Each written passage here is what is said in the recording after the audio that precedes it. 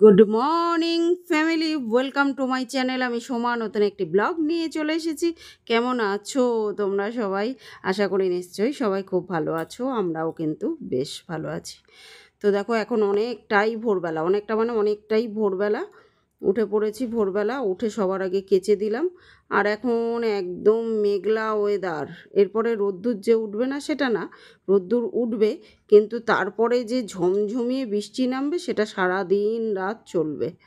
এই তো হচ্ছে ওয়েদার, মানে রোদ্দুর আকাশে উঠেও বৃষ্টি নেমে পড়ছে। মানে কখন যে কি হচ্ছে কিচ্ছু বোঝা যাচ্ছে না। তো যাই হোক, আজকে প্রচুর কাজ আছে, ওই জন্য এখন ঝড়ের গতিতে 1 ঘন্টার মধ্যে বাসি কাজ প্লাস রান্না কমপ্লিট করব।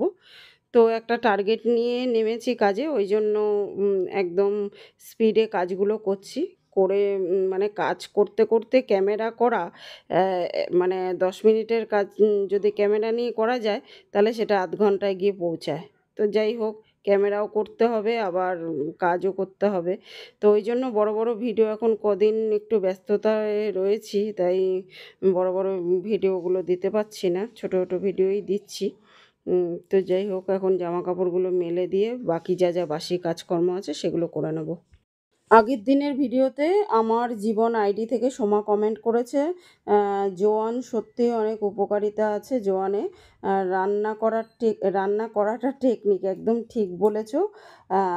এমন পাতলা ঝোল বেশ ভালো লাগে। হ্যাঁ গো, জোয়ানের উপকারিতার শেষ নেই।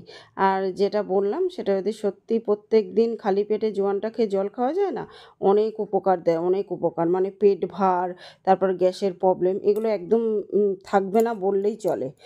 আর সত্যি রান্নাটা একটা টেকনিক। আর পাতলা ঝোল মাঝে মধ্যে দেখবে, ওই একঘেয়ে কষা কষা খাবার খাওয়ার পরে ওই মাঝে মাঝে যদি একটু পাতলা, হালকা পাতলা ঝোল করা যায়, সেটা মাংস হোক বা মাছ, ভালোই লাগে খেতে। মনীষ লাইফস্টাইল অ্যান্ড কিচেন আইডি থেকে দিদিভাই কমেন্ট করেছে, আমিও বাইরের খাবার বেশি খেতে পারি না, রান্না বান্না সব মিলে খুব ভালো লাগলো। আসলে দিন দিন এত খাবার দাবারে ভেজাল হয়ে যাচ্ছে, যার জন্য এখন প্রত্যেকটা ঘরে ঘরে কেউ মানে বলতে পারবে না যে আমার ঘরে প্রত্যেকে সুস্থ আছে। তো প্রত্যেকটা ঘরে ঘরে এখন রোগ ব্যাধি এই কারণে, একমাত্র খাবার দাবার এত ভেজাল দেখে।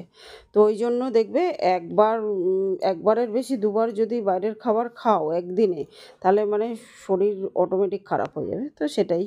আর এখন যদি দরকার হয় তাহলে আর কি করা যাবে, খেতে তো হবেই।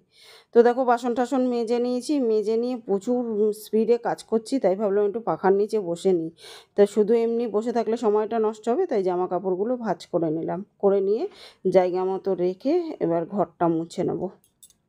আসলে রোদ্দুর উঠুক বা মেঘলা ওয়েদার হোক, যাই হোক না কেন, এত যে বৃষ্টি হচ্ছে, গরম তো কমছে না। গরম তো মানে প্রচুর পরিমাণে, পাখা বন্ধ করে 1 সেকেন্ড থাকা যাচ্ছে না। তো ওই জন্য এত পরিমাণে গরম লাগছে, এত ঘাম ঝরছে, সে আর বলার মতো না।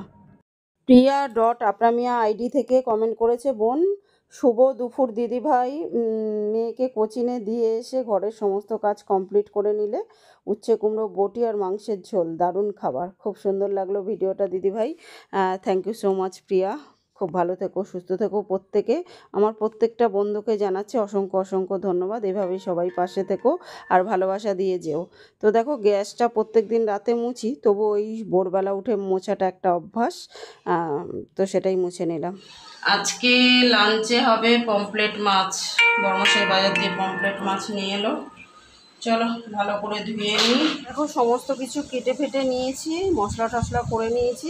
রাখার জায়গা কম, ওই জন্য ওখানটা রেখেছি বিছানা। আর এই যে ভাত বসিয়ে দিচ্ছি, এদিকে মাছগুলোও ভেজে নিচ্ছি, হালকা করে ভেজে নেব।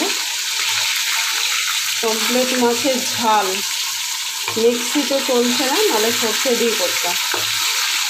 সর্ষে দিয়েও ভালো লাগে, আর ঝাল করলেও ভালো লাগে পেঁয়াজ দিয়ে।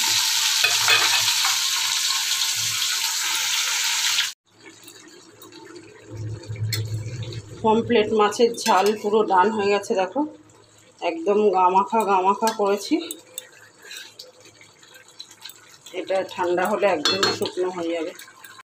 তো বন্ধুরা, 1 ঘন্টার মধ্যে আমি কিন্তু বাসি কাজ প্লাস রান্না কমপ্লিট করলাম ঝড়ের গতিতে। তো কেমন লাগলো তোমাদের অবশ্যই কমেন্ট করে জানাতে ভুলো না।